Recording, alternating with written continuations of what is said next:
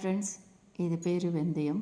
இந்த வெந்தயத்தை வந்து நம்ம சுகருக்கு ரொம்ப நல்ல மெடிசன்.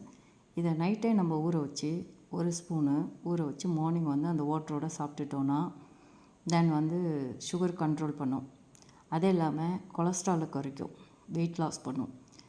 நம்ம 1 ஸ்பூனுக்கு மேலே அதிகம் சாப்பிட்டோன்னா வெயிட் அதிகமாக போடும். ஸோ அதை பார்த்துக்கணும்.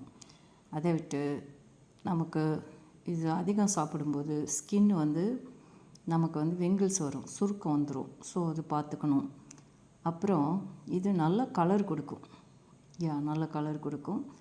இதை அனதர் திங்ஸ், இதை வந்து நம்ம வந்து வீக்லி 1 டைம் ஹேருக்கு அப்ளை பண்ணலாம். ஹேரில் வந்து இதை அரைச்சி ஹேரில் அப்ளை பண்ணி 10 மினிட்டு வச்சுருந்து வாஷ் பண்ணோன்னா ஹேர் நல்லா ஹெல்த்தியாக இருக்கும், நல்லா ஷைனிங்காக இருக்கும், நல்லா ஹேர் க்ரோ அப் ஆகும். சம் பீப்புள் இதை வந்து கோகனட் ஆயிலில் போட்டு அதை ஊற வச்சு அந்த எண்ணெயை வந்து தேய்ச்சிட்டுப்பாங்க, அந்த ஆயிலை ஹேர் வளர்கிறதுக்காக, க்ரோ அப் ஆகிறதுக்கு. ஸோ நம்ம வந்து இதை 10 மினிட்டுக்கு மேலே ஹேர் வாஷ் பண்ணும்போது தலையில் வச்சுருந்தோம்னா ட்ரெண்ட்ரப் வந்துடும். ஓகே.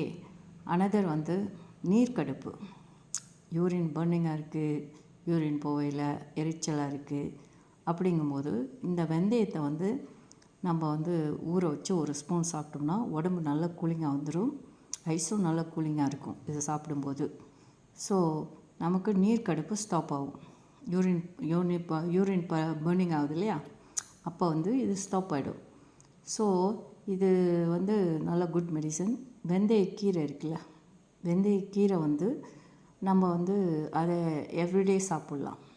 அது நமக்கு நல்லா போனுக்கெல்லாம் ரொம்ப நல்லது, நம்ம உடம்புக்கும் ரொம்ப நல்லது. எவ்ரிடே சாப்பிட்லாம். நல்லா ஷைனிங்காக இருக்கும் உடம்பு. எல்லா வியாதியும் கண்ட்ரோல் பண்ணுற அந்த பவர் அந்த வெந்தயக்கீரைக்கு இருக்குது. ஸோ நம்ம அதை சாப்பிட்லாம். இது தென் வந்து இது எம்டியாக சும்மா எடுத்து சாப்பிட்றேன்ட்டு சாப்பிட்டாங்கன்னா கிட்னி ப்ராப்ளம் ஆகிடும். ஏன்னா இதை மிக்சியில் அடித்தா கூட இதை அடிக்க முடியாது, பவுட்ராக வராது. அப்படி இருக்கும்போது நம்ம கிட்னி எப்படி அரைக்கும்? ஸோ நம்ம வந்து கிட்னிக்கு சாஃப்டாக கொடுக்கணும் இல்லையா, அதனால தான் இதை ஊற வச்சு சாப்பிட்ணும். ஓகே. இதுவும் அதிகமாக யூஸ் பண்ணக்கூடாது, பட் கறிக்கு எவ்ரிடே யூஸ் பண்ணுவாங்க.